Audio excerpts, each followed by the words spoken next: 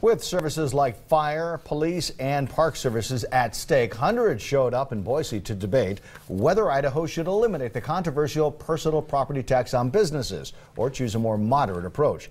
Mike Sharp has more from inside the Statehouse. That's right. There are two bills at the Idaho Statehouse competing to tackle the issue of the personal property tax on businesses, leading to hours of debate between Idaho's industry leaders and county, city, and school district officials.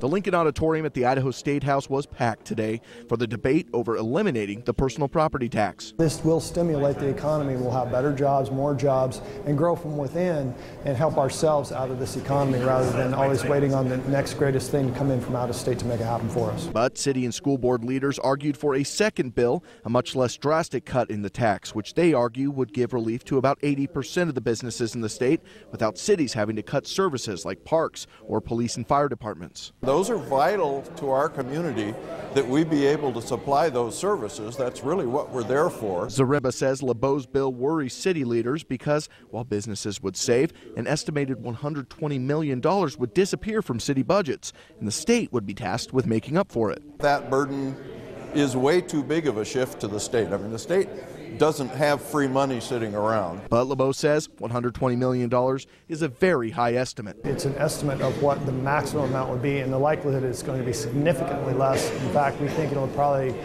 be somewhere in the 50 million range. He says the bill presented by the Idaho Association of Counties goes too far in picking the type of businesses getting a break from the tax, and an overall cut makes more sense. Our bill treats everyone the same, treats everyone fairly, and we can move forward with a piece of legislation that actually works for the citizens of the state of Idaho. Zaremba says cutting the tax altogether might benefit business, but cities and citizens would suffer in the long run. They are supported by taxes, and people understand if they want those services, in our case, police and fire and parks, that's what the taxes pay for.